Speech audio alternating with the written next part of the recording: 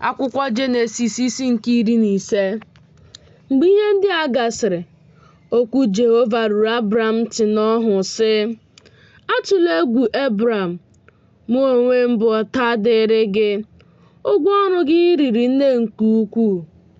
Abram wee sị, "Onyenwe anyị bụ Jehova, gịnị ka ị ga-enye m, ebe mụ onwe m gaje ịgba aka nwa si n'ụwa ala? Ma onye ga-eweta ụlọ m bụ Damasek Elieza?" Abram sịkwa, "Lee, mụ ka ị na-enyeghị mkpụrụ, leekwa, nwa ụlọ m bụ onye na-eweta ihe m." Ma lee, okwu Jehova ruru ya ntị sị, "Nwoke a agaghị eweta ihe gị, kama onye ga-esi n'afọ gị pụta, onye ahụ ga-eweta ihe gị." O mee ka ọ pụta n'ezi, ọ sị, "Biko, legide anya n'ebe eluigwe dị, gụọ kpakpando, ọ bụrụ na ị pụrụ ịgụ ha." Ọ sị ya, "Otu a ka mkpụrụ gị ga-adị." O wee kwere na Jehova, o wee gụọ ya nye ya n'ezi omume.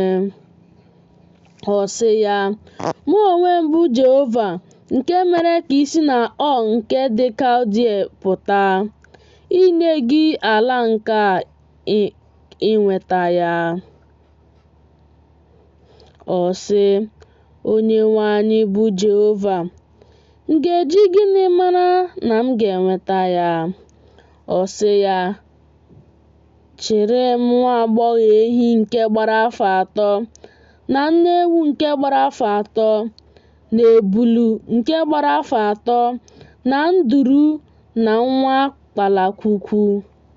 O wee chịrị ya ihe ndị a niile, kpọwa ha n'etiti abụọ, tinye otu mkpọwa na ncherịta ihu ibe ya, ma ọ kpọwaghị nnụnụ abụọ ahụ.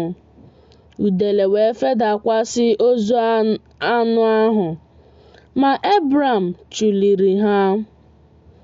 O ruo, mgbe anyanwụ gaje ịda, n'oke ụra dakwasịrị Abram, ma lee, oke ụjọ bụ ọchịchịrị ukwu na-adakwasị ya.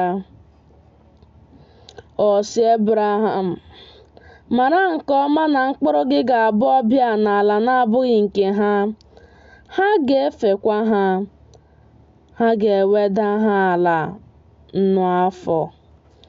Ọzọkwa, mba ahụ nke ha ga-efe ka m ga na-ekpe ikpe. Emesịa, ha ga-achịrị akụ ukwu pụta. Ma gị onwe gị ga-alakwuru nna gị ha n'udo. A ga-eli gị n'ezi isi awọ. Ma n'ọgbọ nke 4 ka ha ga-alọta n'ebe a, n'ihi na ajọ omume ndị Amọrait ezubeghị."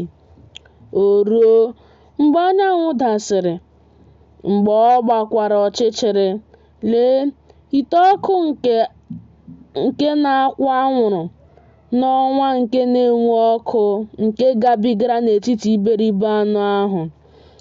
N'ụbọchị ahụ ka Jehova gbara ọgbụgba ndụ nye Abraham sị, "Mkpụrụ gị ka m nyeworo ala nke a, site n'osimiri Ijipt ruo osimiri ukwu ahụ bụ osimiri Yufretes.